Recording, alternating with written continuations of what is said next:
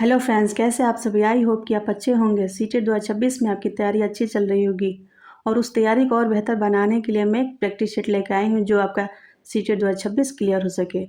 और आशा करती हूँ कि आप अगर इस सेट को पूरे अंत तक देखेंगे तो इसमें आपका 5 या 6 नंबर पक्का क्लियर हो सकता है।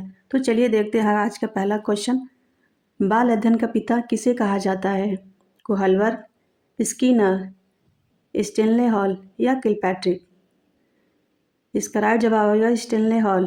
बाल अध्ययन का पिता स्टेनले हॉल को कहा जाता है। चलिए देखते हैं अगला क्वेश्चन। स्पीयरमैन का द्वितीयक सिद्धांत किस पर आधारित है? बहुबुद्धि, सामान्य व विशिष्ट कारक, त्रिवियम संरचना या भावनात्मक बुद्धि? आपको बताना है कि स्पीयरमैन का द्वितीयक सिद्धांत किस पे आधारित है। इसका राइट जवाब हो जाएगा सामान्य व विशिष्ट कारक। स्पीयरमैन का द्वितीयक सिद्धांत सामान्य व विशिष्ट कारक पर आधारित है। चलिए देखते हैं अगला क्वेश्चन।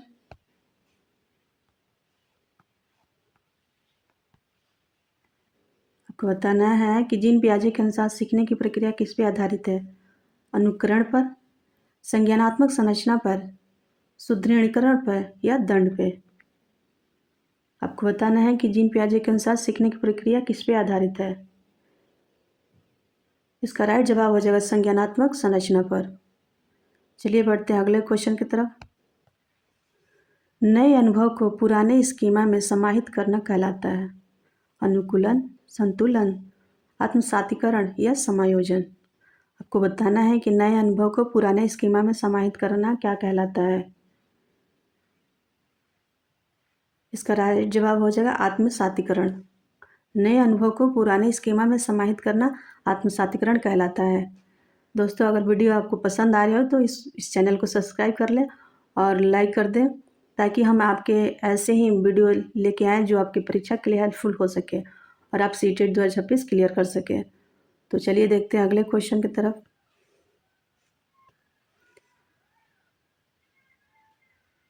मीडिया समाजीकरण में किस रूप में कार्य करता है? जैविक, प्राथमिक, व्यक्तिगत या द्वितीयक? आपको बताना है कि मीडिया समाजीकरण में किस रूप में कार्य करता है। इसका राइट जवाब हो जाएगा द्वितीयक। मीडिया समाजीकरण में द्वितीयक कार्य करता है। प्राथमिक में परिवार होता है। चलिए देखते हैं अगला क्वेश्चन। समावेशी शिक्षा में विविधता को माना जाता है। समस्या, समाधान? समावेशी शिक्षा में विविधता को माना जाता है समस्या, बाधा, कमजोरी या संसाधन? आपको बताना है कि समावेशी शिक्षा में विविधता को क्या माना जाता है। तो इसका राइट जवाब हो जाएगा संसाधन। समावेशी शिक्षा में विविधता को संसाधन के रूप में देखा जाता है। चलिए देखते हैं अगला क्वेश्चन। प्रगतिशील शिक्षा का प्रमुख प्रवर्तक माना जाता है। स्किनर, जॉन डेवी, कोहलबर्ग या थॉर्नडाइक? जहाँ प्रगतिशील शिक्षा का प्रमुख प्रवर्तक किसे माना जाता है? तो इसका राइट जवाब हो जाएगा option number B, John Dewey. John Dewey को प्रगतिशील शिक्षा का प्रवर्तक माना जाता है। चलिए देखते हैं अगला क्वेश्चन। वाइगोत्स्की के अनुसार आंतरिक भाषा का विकास किससे होता है?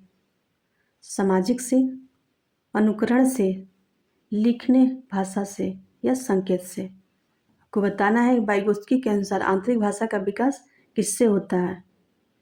इसका राइट जवाब हो जाएगा सामाजिक से। चलिए देखते हैं अगला क्वेश्चन। कोहलवर का सिद्धांत मुख्यतः किस विधि पर आधारित है?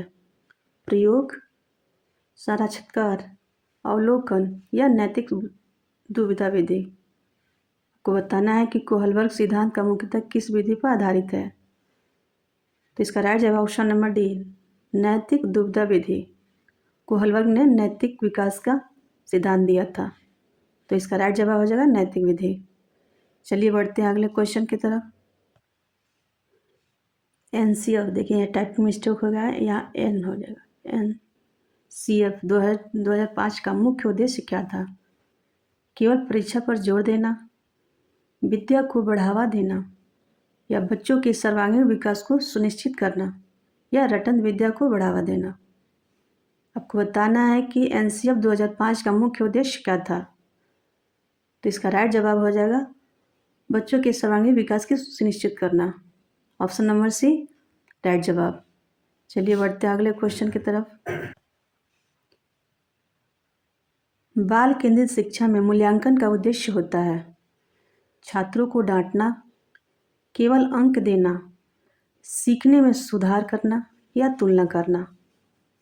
तो आपको पता है कि बच्चों का जब शिक्षा ग्रहण किया जाता है तो छात्रों को डांटना नहीं है और केवल अंक देना, अंक पे तो बिल्कुल जोर नहीं देना है, और तुलना तो होगा नहीं, बच्चों में कभी तुलनात्मक भावना नहीं आनी चाहिए। तो इसका राइट जवाब है ऑप्शन नंबर सी, सीखने पे सुधार करना। बच्चे को जितना से जितना हम उसको क्रिएटिव माइंड करके सिखा सके, इस पे बाल केंद्रित शिक्षा पे जोर देता है। तो इसका राइट जवाब हो जाएगा ऑप्शन नंबर सी। चलिए अब बढ़ते हैं अगले क्वेश्चन की तरफ। प्रगतिशील शिक्षा में अनुशासन होता है याद रखने की प्रक्रिया, केवल कक्षा तक सीमित, निष्क्रिय प्रक्रिया या अनुभव आधारित प्रक्रिया। आपको बताना है प्रगतिशील शिक्षा में अनुशासन होता है, तो इसका राइट जवाब हो जाएगा अनुभव आधारित प्रक्रिया। बच्चा अनुभव करके ज़्यादा सीखता है, निष्क्रिय तो बिल्कुल नहीं होगा। केवल जिस भी ऑप्शन में आए वो तो पहले काट दीजिए, क्योंकि केवल किसी भी ऑप्शन में दिखे तो निगेटिव पॉइंट होता है। और याद बच्चे को कभी याद नहीं कराया जा सकता है, उसको सिखाने पे जोर दिया जाता है। तो इसका राइट जवाब हो जाएगा ऑप्शन नंबर डी, अनुभव आधारित प्रक्रिया। तो चलिए बढ़ते हैं अगले क्वेश्चन की तरफ। समाजीकरण में अनुशासन सिखाया जाता है दंड द्वारा, पुरस्कार द्वारा, सामाजिक नियमों द्वारा या भय से। आपको बताना है कि समाजीकरण में अनुशासन सिखाया जाता है, इसका राइट जवाब हो जाएगा ऑप्शन नंबर सी, सामाजिक नियमों द्वारा। सामाजिक नियमों द्वारा अनुशासन सिखाया जाता है।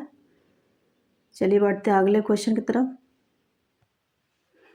खिलौने की आयु किस अवस्था को कहते हैं? बाल्यावस्था, किशोरावस्था, शैशवावस्था या पूर्व बाल अवस्था। आपको बताना है कि खिलौने की आयु किस अवस्था को कहा जाता है। ये वेरी वेरी इंपॉर्टेंट क्वेश्चन है और आपके ये क्वेश्चन बार बार एग्जाम में रिपीटेड हो रहे हैं, तो इसको ध्यान से लगाइएगा और अपना स्कोर कमेंट के माध्यम से बताइएगा कि आपने कितना सही किया है। और प्लीज़ इस चैनल को सब्सक्राइब कर लीजिए अगर ऐसे ही आपको क्वेश्चन सेट लगाना है या अपने एग्ज़ाम को पास करना है तो हमारे चैनल को सब्सक्राइब कर लीजिएगा, क्योंकि हम और महत्वपूर्ण क्वेश्चन लाने वाले हैं जो आप सीटेट क्लियर कर सकें। तो बताइएगा कि खिलौने की आयु किस अवस्था को कहते हैं? इसका राइट जवाब हो जाएगा ऑप्शन नंबर डी, पूर्व बाल्यावस्था को खिलौने की आयु कहा जाता है। चलिए बढ़ते अगले क्वेश्चन की तरफ। जीन पियाजे किस विकास से संबंधित है? भावनात्मक विकास, सामाजिक विकास, नैतिक विकास और संज्ञानात्मक विकास। आपको बताना है कि जीन पियाजे किस विकास से संबंधित है। तो नैतिक विकास तो बिल्कुल नहीं हो, क्योंकि ये कोहलबर्ग का है। सामाजिक विकास की, तो इसका राइट जवाब हो जाएगा संज्ञानात्मक विकास जीन पियाजे का। ऑप्शन नंबर डी राइट जवाब। जीन पियाजे ने संज्ञानात्मक विकास पे बल दिया था। चलिए बढ़ते अगले क्वेश्चन की तरफ। जी फैक्टर का संबंध किससे है? विशिष्ट बुद्धि, सामाजिक बुद्धि, सामान्य बुद्धि या रचनात्मक बुद्धि। आपको बताना है कि जी फैक्टर का संबंध इसमें किससे है। तो इसका राइट जवाब हो जाएगा सामान्य बुद्धि। जी फैक्टर का संबंध सामान्य बुद्धि से है। चलिए बढ़ते अगले क्वेश्चन की तरफ।